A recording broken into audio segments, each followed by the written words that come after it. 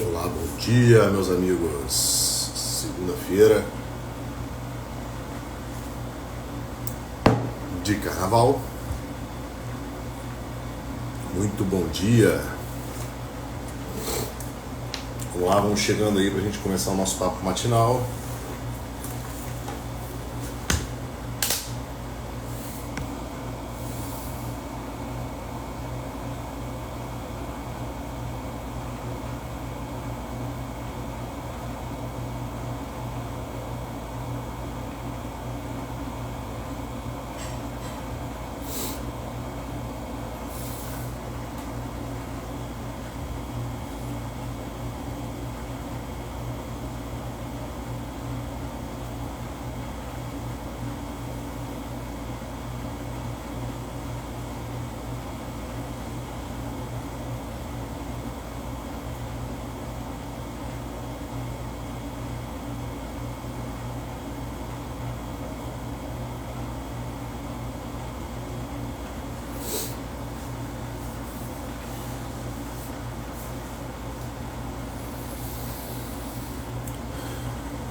Bom dia, Gabriela, tudo bem? O pessoal aí chegando aí, a gente começar.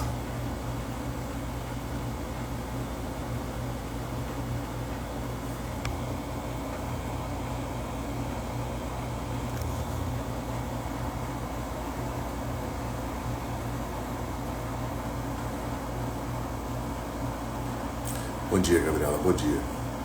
Só um tempinho só pro pessoal ir chegando aí, segunda-feira, dá um desconto aí, carnaval. E a gente já começa o nosso papo matinal de hoje.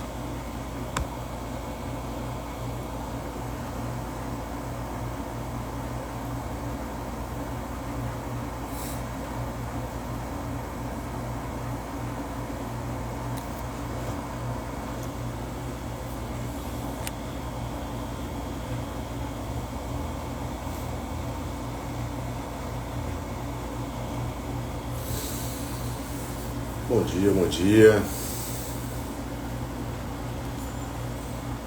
Bom dia.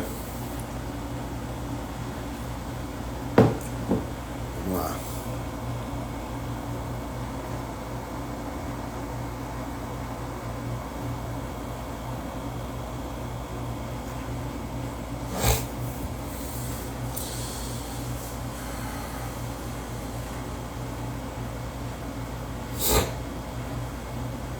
Bom dia.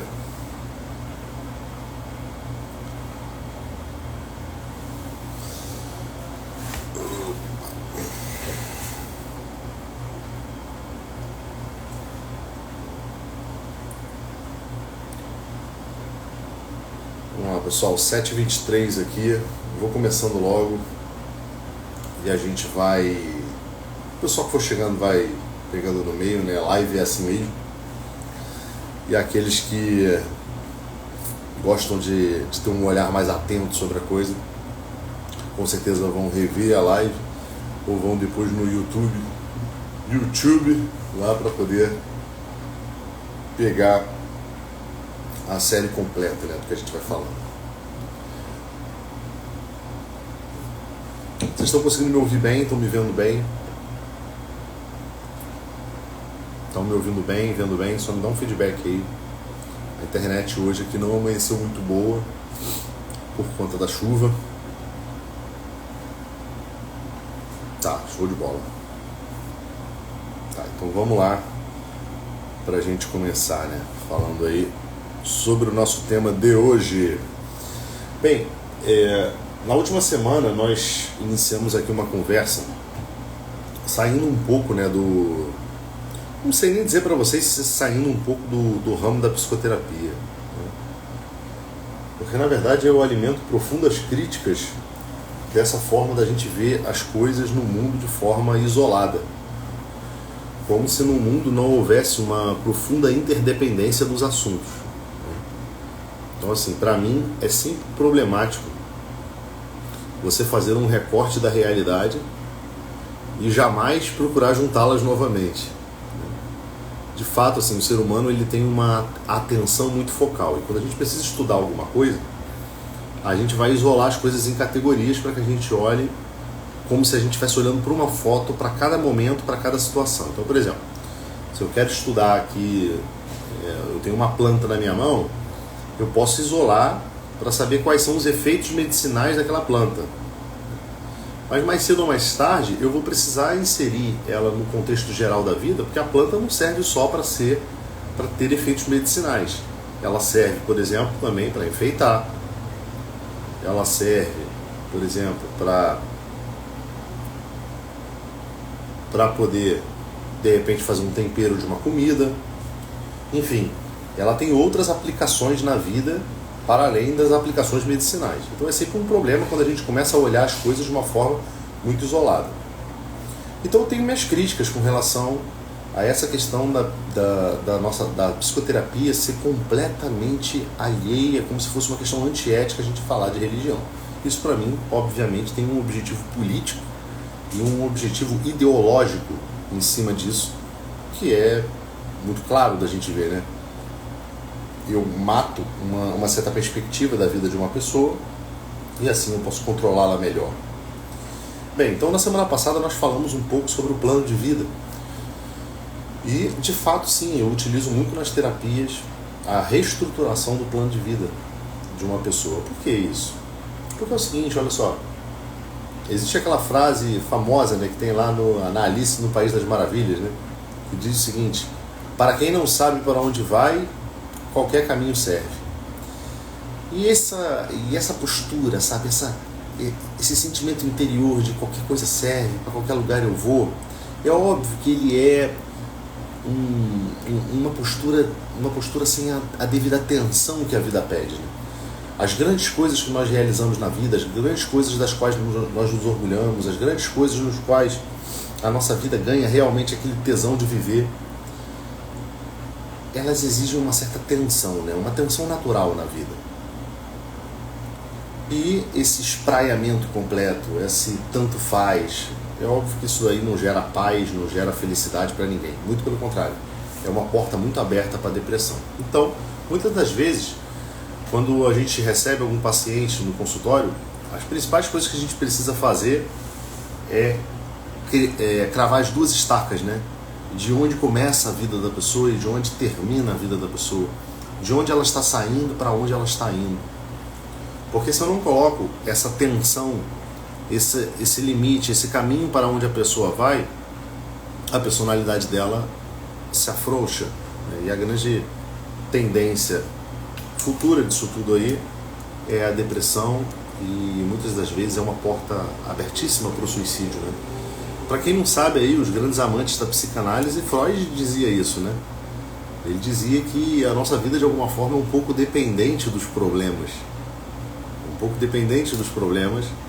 E que uma psicanálise que profundamente deu certo, ou seja, a pessoa já está toda analisadinha, toda resolvidinha, ela tende ao suicídio.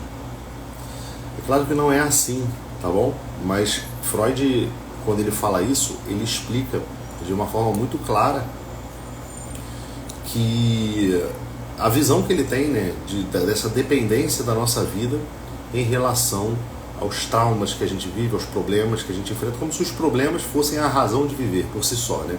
E não é assim. Então nós falamos na semana passada sobre o plano de vida, por quê?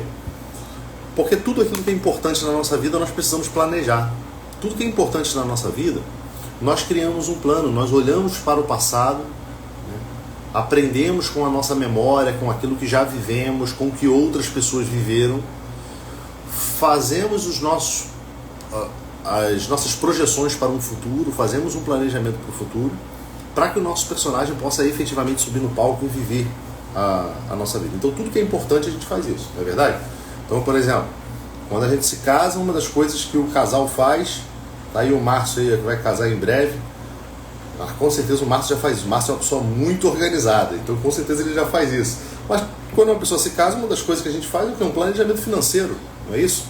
A gente procura saber, olhar para o passado e ver o seguinte: cara, como era a minha vida solteira, como era a vida da fulana solteira, como que eram os gastos, o que a gente precisa fazer, a gente vai se casar? Então beleza, o que a gente vai precisar ter a partir de agora, o que a gente gostaria de ter, o que a gente gostaria de alcançar, A gente gostaria de morar numa casa grande, numa casa pequena, qual cidade? Então a gente começa a fazer os planejamentos. Para quê? Para que no momento que a gente subir no palco da vida, a gente possa viver isso daí na íntegra, né? Com aquilo que nós planejamos. Por quê? Porque o casamento é um empreendimento importante. Então, quando você vai fazer a tua faculdade também, você também senta lá e vai fazer os cálculos. Ah, o Márcio está falando que isso ele já faz desde solteiro, agora então ainda mais. É isso mesmo. Então, quando você também vai fazer uma faculdade, vai estudar algum assunto, uma das coisas que você faz é um planejamento de vida. Então, um plano de vida ele é muito mais do que uma coletânea de orações.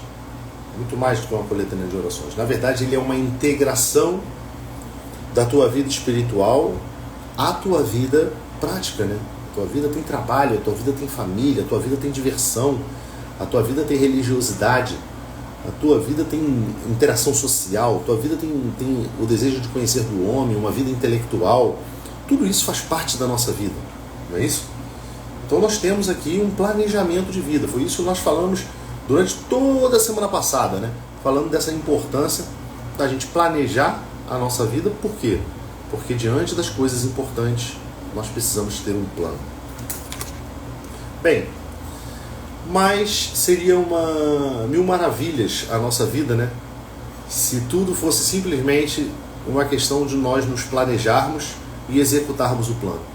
Às vezes a gente acha que o nosso inimigo é simplesmente nós mesmos, né? E a verdade é que a coisa não caminha muito bem assim. Quando eu estava estudando parte de planejamento militar, no ano passado eu fiz um curso de Estado-Maior, né? E esse curso de Estado-Maior passei um ano inteiro. Quem está me acompanhando aqui há mais de 2 anos conheceu essa saga muito bem aí, né? Porque ano retrasado eu estava prestando um concurso.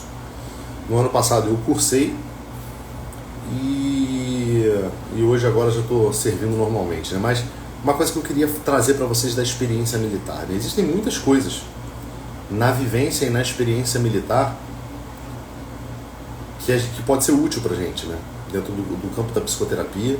Na verdade, assim, a verdade é essa, né? Tudo aquilo que lida com pulsões vitais e a arte militar, né? A arte da guerra propriamente dita, ela lida com uma pulsão vital, que é a morte, a vida e a morte. Olha o Frei Ícaro aí, tudo bem? Sua bênção, padre. Então a arte militar ela lida com essa pulsão de vida e de morte. Por quê? Porque nós estamos sempre diante de uma realidade onde a gente pode a qualquer instante morrer por um movimento errado das minhas tropas, por um movimento do inimigo. Então não é difícil a gente perceber que em muitas coisas a arte militar, né, a arte da guerra, ela vai estar na vanguarda dos desenvolvimentos intelectuais, tecnológicos da sociedade. Então a gente pode ver assim, grandes desenvolvimentos na parte da tecnologia que hoje são úteis, por exemplo, para a medicina, vieram antes desenvolvidos na arte militar, no desenvolvimento militar. Então, por exemplo, hoje aqui o Brasil, por exemplo, defende muito a questão da criação de um submarino nuclear, né? Não armado com arma nuclear, mas com a propulsão da energia nuclear. Mas a energia nuclear serve para muitas outras coisas. Ela serve, por exemplo, para a preservação de alimentos, uma série de aplicações que a gente não conhece. Mas o que eu estou querendo dizer para vocês aqui? O quanto que a questão da arte da guerra, o quanto que essa questão do militar, né, e tudo mais, ele vem na vanguarda do desenvolvimento de uma série de coisas. Inclusive em muitas coisas da igreja. Em muitas coisas a igreja ela se assemelha à vida militar, né? Por exemplo, a estrutura hoje da igreja, essa questão de diocese e tudo mais, ela vem do Império Romano, né? Que era um povo extremamente bélico, extremamente militar. Estava sempre na condução da vanguarda dessas coisas.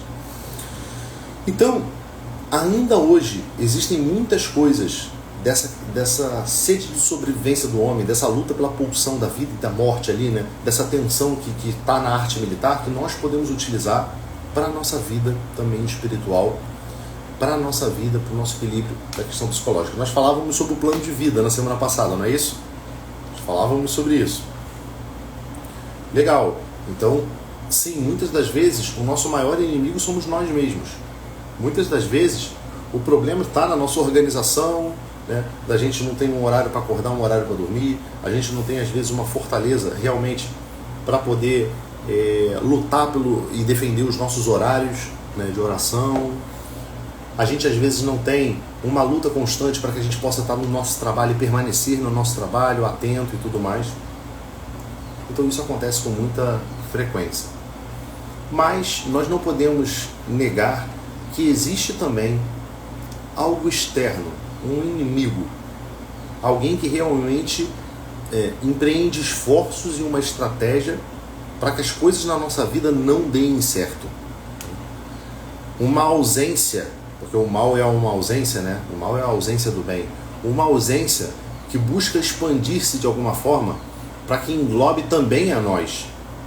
A nossa grande parte da nossa luta nessa vida é uma luta pela presença. É uma luta para ter mais a atenção nas coisas que importam. Não foi isso que eu falei com vocês lá na sessão do plano de vida, quando eu falava que a palavra homem em árabe é insan, ou seja, aquele que esquece, o ser esquecente. Então existe algo em nós que está sempre buscando esquecer. Mas esquecer o quê? Qualquer coisa? Esquecer a chave de casa? Não. Esquecer as coisas fundamentais da vida. Esquecer de onde estamos saindo e para onde estamos indo. Então é fácil na nossa vida a gente mergulhar com foco em cima de um trabalho, em cima de uma obra social, em cima de um estudo, e a gente se esquecer de onde a gente veio e para onde a gente está indo. Eu até citei para vocês em alguma das lives o exemplo, né, que foi retratado na história do Rei Leão, quando o Simba se esquece, né, se esquece do seu reinado. E onde vem o ponto de virada na história do Rei Leão? Quando ele se encontra com Mufasa, ele se encontra com o seu passado, ele se encontra com a sua tradição, e ele ouve do céu Mufasa dizendo, né, para ele: Simba, remember who you are. Ou seja, Simba, se lembre de quem você é. Se lembre de quem você é. Você é um rei. Tem pessoas que dependem de você. Então, ou seja, essa luta para a gente manter o plano de vida é uma luta constante, né? A gente vai estar aí lutando a vida toda para isso. E existe um inimigo para isso. E aí eu queria falar para vocês, né, aproveitando esse tempo de carnaval que nós estamos, para relembrar uma situação, né?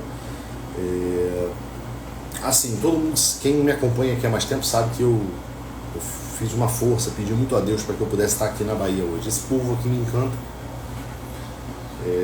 E às vezes eu assusto algumas pessoas na internet, porque eu falo, né, que o que você gosta tanto da Bahia? Eu falo, o ritmo de vida aqui é um pouco mais sossegado, não porque o baiano é preguiçoso, que as pessoas acham que é isso, né? Porque o baiano é preguiçoso. Não.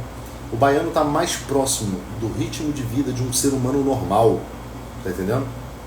O baiano está mais próximo de um ritmo de vida de um ser humano normal.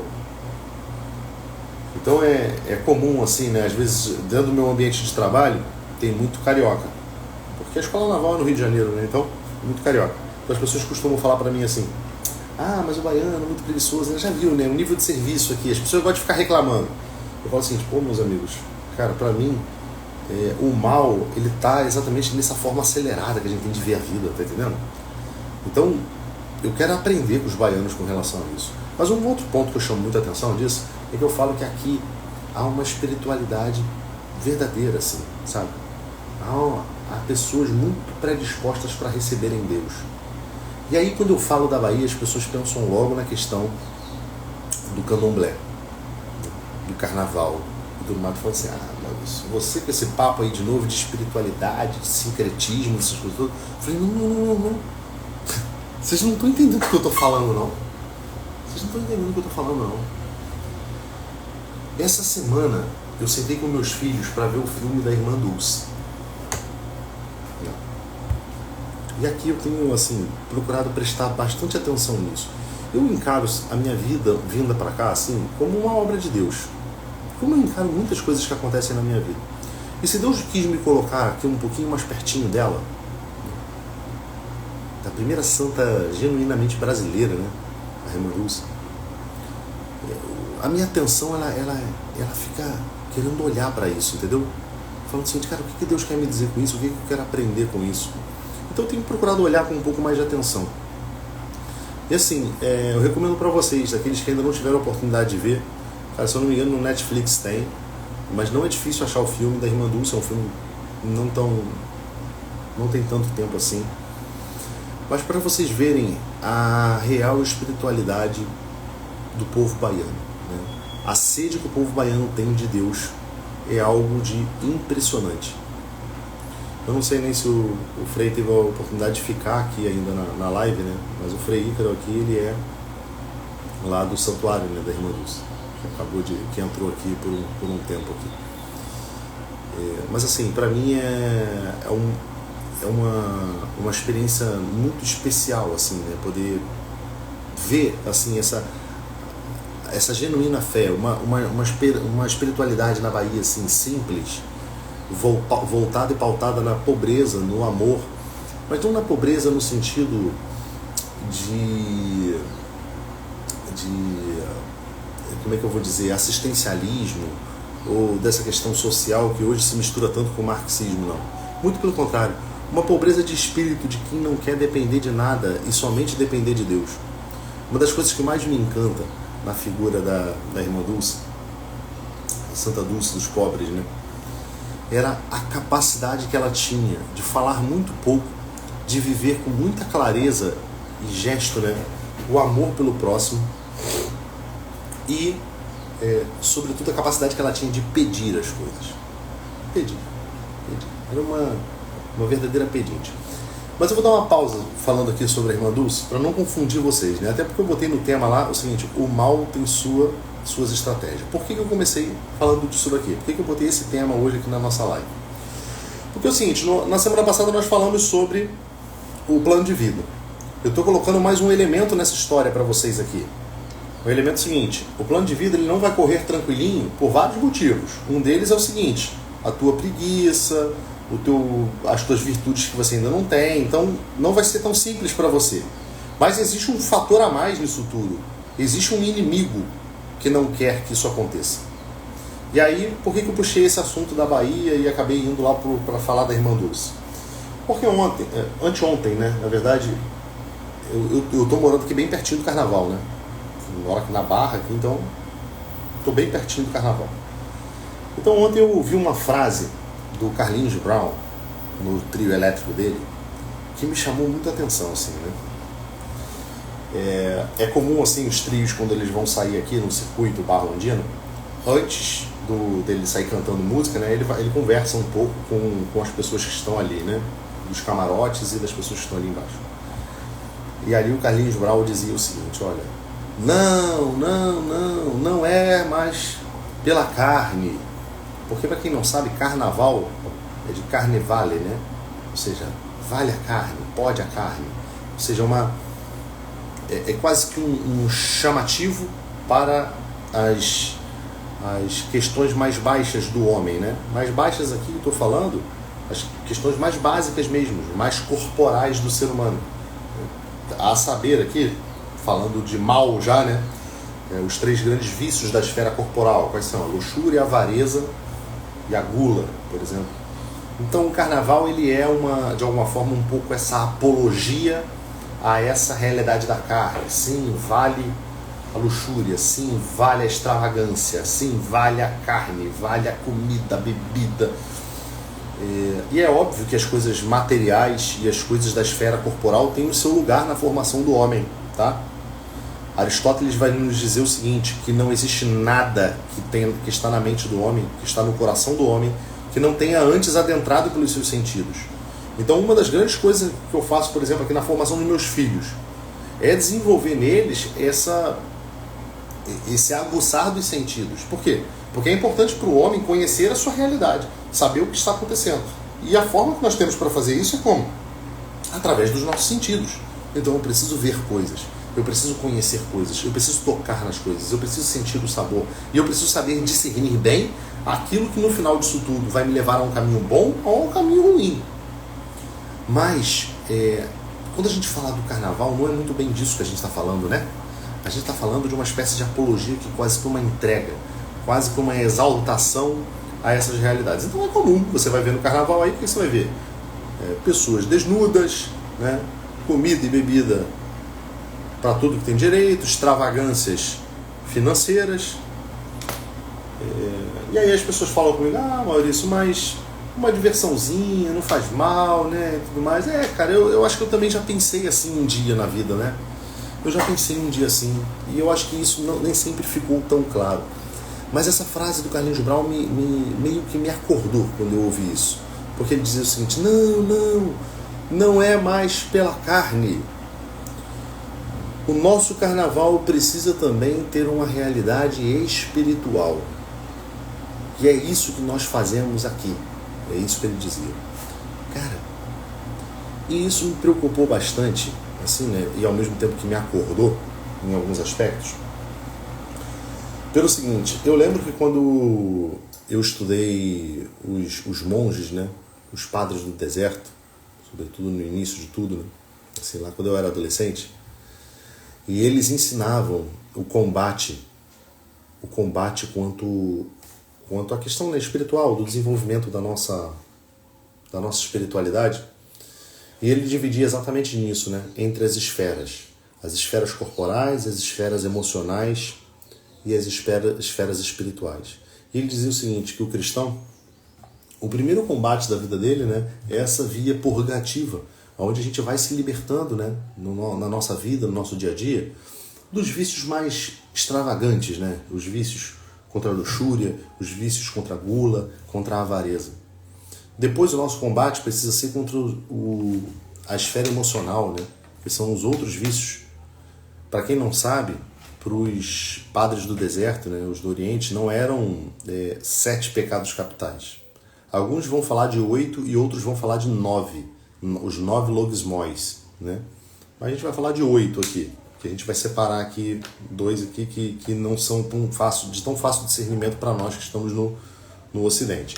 Mas os 3 da esfera carnal, na primeira luta nossa, para a gente poder se desenvolver um pouco mais na espiritualidade, na fé e tudo mais, no caminho com Deus, o primeiro grande combate a gente faz contra a carne, né? É contra a luxúria, é contra a gula, é contra a avareza. Mas num segundo instante a gente já precisa lutar contra outras coisas, né? Contra a tristeza, contra a ira e contra a tristeza, a ira e a preguiça, né? Ou assídia, que os monges do deserto vão chamar de assídia. E em última instância nós vamos lutar contra o orgulho e a vaidade. O orgulho e a vaidade, que é a esfera espiritual. Então essa fala do Carlinhos Brau, assim, ela pode ter sido despretensiosa, ou seja lá o que for. Mas isso é uma mudança de estratégia. E aqui eu estou conversando com vocês e estou tentando explicar isso aqui para vocês pelo seguinte. Eu comecei no início da live falando para vocês sobre a importância da arte militar. Existe uma frase de quando eu estudei aqui, né, a parte de planejamento militar, e no planejamento militar a gente não para de falar de um cara chamado Sun Tzu, por exemplo. Sun Tzu que escreveu A Arte da Guerra, e hoje é muito lido para outras coisas também, né? Por empresários que gostam de pensar um pouco mais nessa questão da estratégia, né? Então eles pensam muito mais nessa questão dessa postura militar, como eu falei para vocês, né? A arte militar ela foi se expandindo para várias outras áreas, desde a medicina até também a parte econômica, da administração e tudo mais, que a gente pode trazer para a realidade espiritual. Então existe uma frase de Sun Tzu que ele diz o seguinte: conhece-te a ti mesmo e conhece o teu inimigo. Tem maior chance de vencer uma guerra quem aprende a conhecer o inimigo. A gente está num momento da vida onde a gente teve aí o lançamento do filme da Brasil Paralelo, que eu recomendo bastante, né, que é lá o Oficina do Diabo. O que o Oficina do Diabo ele se presta? A especificamente deixar claro aos nossos olhos como funciona as estratégias do demônio, né? Porque elas vêm mudando conforme o tempo. Quando a gente fala sobre essas questões do carnaval, né, dessa questão da carne e tudo mais, eu acho que assim, por mais tentador que seja, ela é uma coisa óbvia, né? É uma coisa óbvia, escancarada. Quando você pensa no demônio, você pensa em orgias, extravagâncias, uma feiura, uma coisa meio de comer pra caramba. Mas o próprio filme da Brasil Paralelo, ele começa a mostrar as estratégias sutis do demônio, que conforme o tempo vem passando, vem mudando, né? A gente já não vê mais o mal agindo dessa forma. Esse filme da Brasil Paralelo, ele também tem um outro grande companheiro, né, disso tudo aí, que é um livro mais antigo do C.S. Lewis, que falava sobre Cartas do Diabo ao Seu Aprendiz. É um livro que eu também recomendo, acho muito bacana de ler, até um livro agradável de ler assim, porque é um livro que trata do seguinte, de um demônio mais experiente, ensinando a um demônio jovenzinho como ele faz para poder perder as almas, né? Como que ele faz para perder as almas? Não, essa estratégia aí no passado fez muito certo, deu muito certo. Essa coisa de você levar o cara a ficar olhando para a vizinha. Mas não, vamos por esse lado aqui que é mais sutil. Vamos fazer ele achar que as coisas funcionam assim. Vamos fazer ele ir para esses eventos, entendeu? E aquilo ir começando acreditando que isso daqui que é felicidade, que isso que é vida. Ou seja, coisas que já estão fora um pouco da esfera corporal e já estão lá em cima, tá entendendo? Já mexendo com outras coisas. Então, essa fala do Khalil Gibran me abriu bastante os olhos para a gente começar a olhar e parar a pensar o seguinte, cara, a nossa luta, ela não é só contra esses erros e esses pecados, esses problemas mais extravagantes, mas a nossa vida, a nossa luta, ela está muitas das vezes em romper com as motivações, em romper com aqueles caminhos meio que secretos que nos levam aos erros, né? Então, a gente não pode esperar que o nosso plano de vida, que a gente vai tentar estabelecer na nossa vida, ele vai fluir tranquilamente. Não é assim. Há um inimigo nessa história. Há alguém contra. Há algo que quer te desviar dessa história. E aí é dentro desse contexto que eu falo para vocês sobre a questão da Irmã Dulce, né? Eu tive a oportunidade de ir no santuário lá e tenho ido com frequência. E assim, confesso assim que sensivelmente tenho me apegado bastante a Irmã Dulce, olhando um pouco mais para ela, para Santa Dulce dos Pobres, com um pouco mais de carinho e atenção e tentando extrair dela um remédio às vezes para essas questões. E o remédio da Irmã Dulce, né, que eu tenho para trazer para vocês aqui, que tenho visto a cada dia, é de fato esse amor ao próximo e a pobreza espiritual. A pobreza espiritual, essa ligação dela assim, simples, às vezes as armas para a nossa vida, elas são muito simples, né? Então, a pergunta que fica para hoje aqui, diante dessas estratégias do demônio, é a gente ver o seguinte, se a gente tem procurado na nossa vida, tornar a nossa vida um pouco mais simples, em vários aspectos. A gente começa a fazer vários cursos, né? É curso para poder amar mais o marido, para amar mais a esposa, é curso para não trair mais o marido e a esposa, é curso para criar os filhos, é curso para não sei o quê. Tudo hoje se apresenta para nós como se houvesse uma espécie de segredo gnóstico, né? Como se tivesse um conhecimento especial que eu preciso adquirir para fazer coisas simples na vida, né? Coisas que sempre foram simples, criar os filhos, viver em família, viver com a esposa. Cara, outro dia eu tava vendo, cara, questão da internet, nego vendendo curso para ensinar a confessar, cara. Ah, não. Para com isso, cara. Para com isso, sabe? Para com isso. Para com isso. Parece que tudo hoje na nossa vida gira em torno de dinheiro, né? O dinheiro sempre foi uma necessidade do homem, né? Talvez não da mesma forma como ele é hoje, mas sempre foi uma necessidade. Mas aonde que a gente abandonou essa questão um pouco da providência divina? Aonde foi que a gente começou a desviar o nosso foco e começou a olhar para isso como se um Deus fosse nessa questão? Aonde foi que a gente começou a achar que é com a força dos nossos músculos, né? Com o dinheiro que a gente produz e com o tamanho dos empreendimentos que a gente faz, que a gente vai conseguir levar o evangelho para toda a terra, fazer a nossa evangelização? Meus amigos, os grandes santos, as grandes pessoas que foram canal de Deus na nossa história, foram pessoas que, cara, estavam vivendo uma pobreza evangélica assim absurda, difícil até de reproduzir novamente diante da terra, né? Como São Francisco de Assis, como Santo Antônio, como a própria Santa Dulce dos Pobres, né? Então, Charles de Foucault também, um homem que viveu a pobreza aos extremos, né? Então, é o tipo de coisa assim que a gente precisa aprender um pouco mais. A grande parte aqui para a gente poder viver e implementar o nosso plano de vida e viver uma intimidade maior com Deus, ela não está muito ligada naquilo que nós precisamos fazer a mais, mas aquilo que nós precisamos retirar da nossa vida. Para mim me surpreendia muito essa espiritualidade da irmã Dulce, porque assim, você não vê grandes frases, você não vê grandes insights intelectuais, você via uma freira vestida de azul, sensibilizada pelo sofrimento de um povo e que ia lá para amar um pobre, sabe? Para estar junto com uma criança que não tinha o que comer e tudo mais. E com uma espiritualidade profunda, né? De oração e de conversa com Deus nos bastidores. Eu sempre falo para vocês, né, que uma das coisas que mais me... Eu falei isso para vocês, acho que na live de sexta-feira.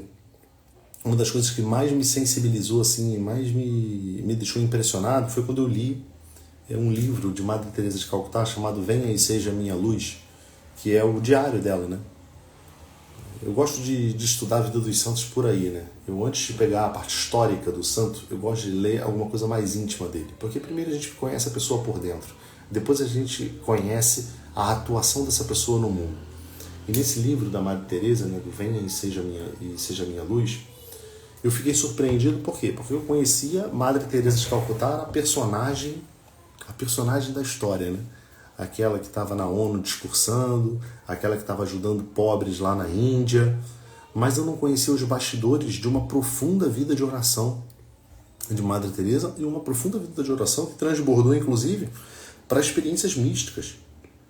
Madre Teresa teve alguns episódios na vida onde ela conversou verdadeiramente com Jesus. Jesus apareceu para ela, né, a Virgem Maria e tudo mais. Depois viveu um período muito grande de secura espiritual, mas você vê todo esses bastidores é bastante edificante, por quê? Porque você vê o seguinte, que aquela obra dela, aquela obra de amor pelo outro, ela se sustentava o quê? Numa vida de oração, num plano de vida. Num plano de vida.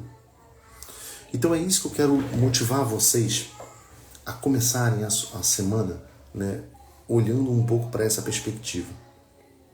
Se nós queremos algumas mudanças práticas na nossa vida, se nós queremos reencontrar um pouco a felicidade no nosso casamento, que às vezes está magoado por uma série de problemas, se a gente quer reencontrar o diálogo com os nossos filhos, ou talvez se reencontrar um pouco no mundo, eu digo para vocês com toda certeza, comecem pelo estado de graça.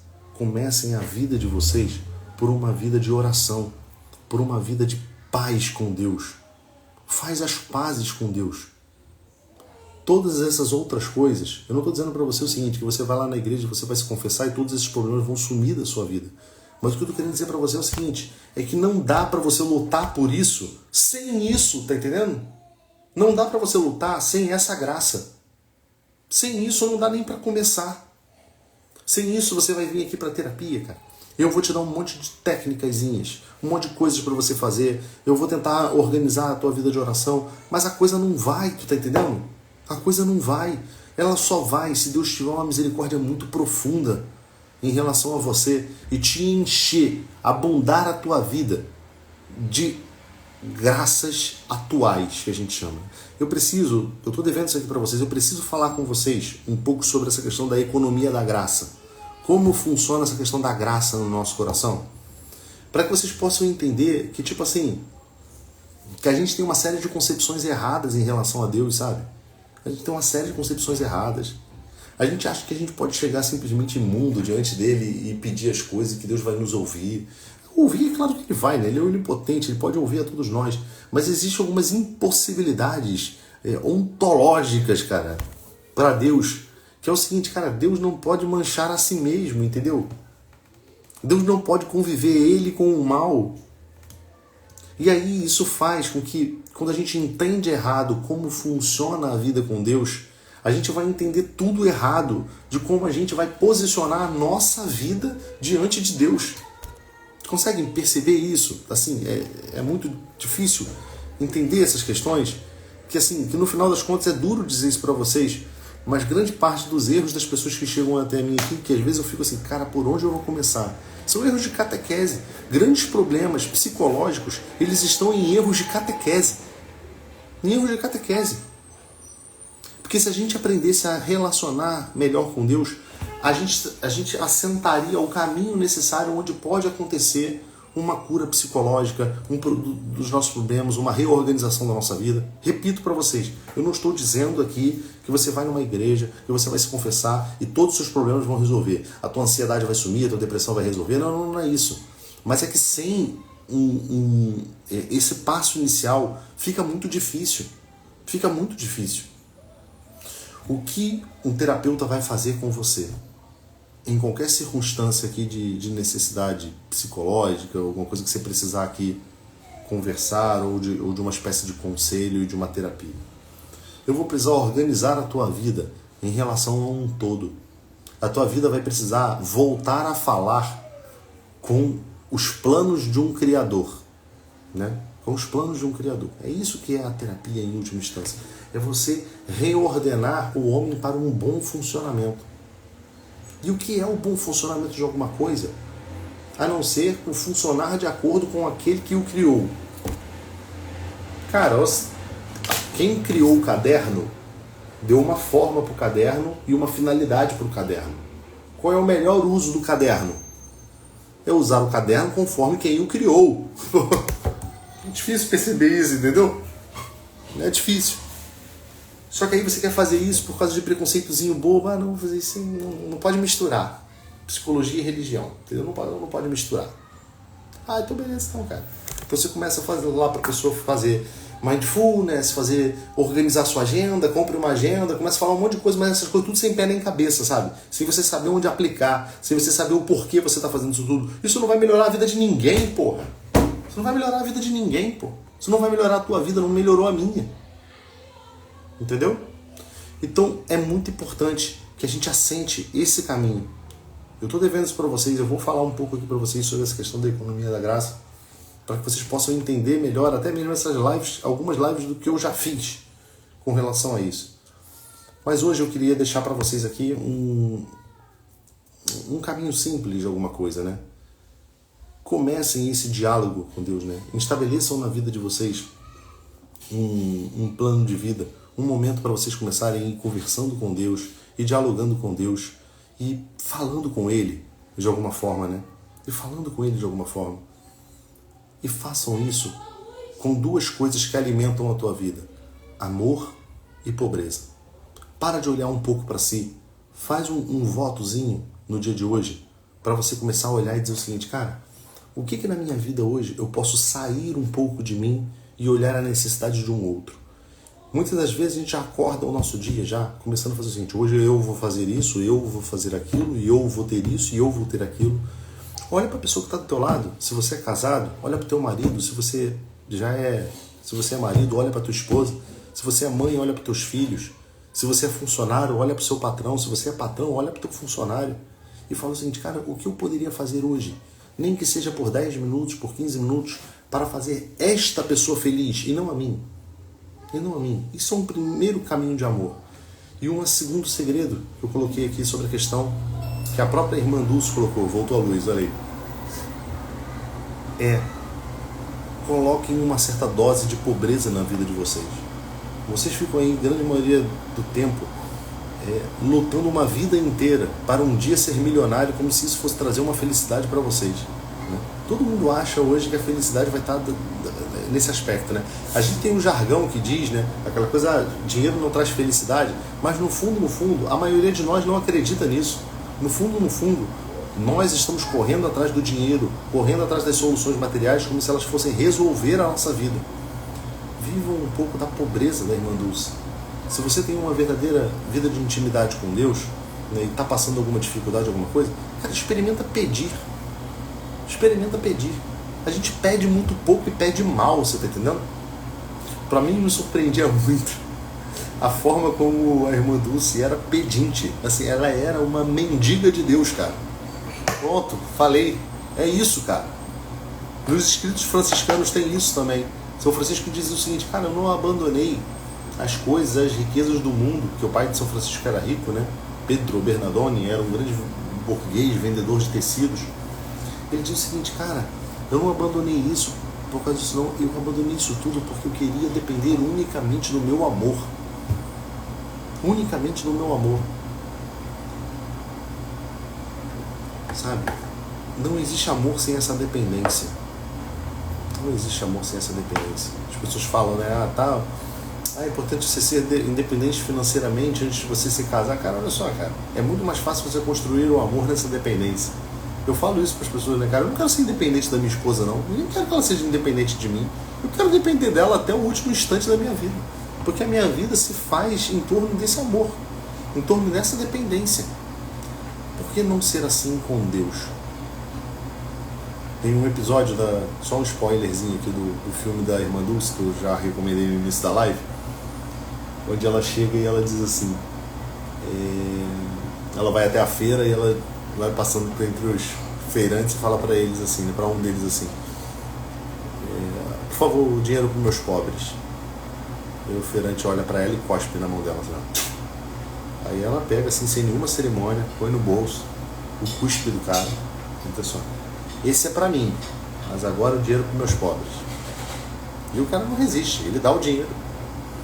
Ela no dia da inauguração do hospital, em que o prefeito está se promovendo em cima dela, né, dizendo, junto com a Irmã Dulce, o Anjo Bom da Bahia, construímos esse hospital, agora as palavras da Irmã Dulce. Gostaria de agradecer a Deus e aproveitar para pedir para vocês que a gente precisa um pouquinho mais de dinheiro e tem que abrir mais 2 alas. O governador olha e fala assim, mais alas, Irmã Dulce? Então, assim, esse jeito simples dela de pedir, isso emula um pouco como nós devemos ser com Deus. Aprender a pedir, mas a pedir não baseado nas nossas paixões, mas realmente ser pobres e necessitados de Deus. Deus não abandona, sabe? Deus não deixa os seus de mãos vazias. Se a gente realmente tiver esse espírito e esse coração dependente dele. Eu não sei qual é a necessidade da tua vida. Aqui são diversas pessoas que passam aqui e que vão ver essa live, né? Eu não sei qual é a necessidade lá no teu trabalho, na tua vida familiar, mas começa a pedir. Começa a ser como um mendigo diante de Deus. Mas não pedir para você se dar bem, para isso não, mas pedir para você realizar uma obra maior do que você mesmo. Tá bom, meus amigos?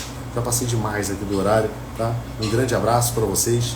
Até amanhã no nosso papo matinal, neste mesmo horário, às 7h15 da manhã.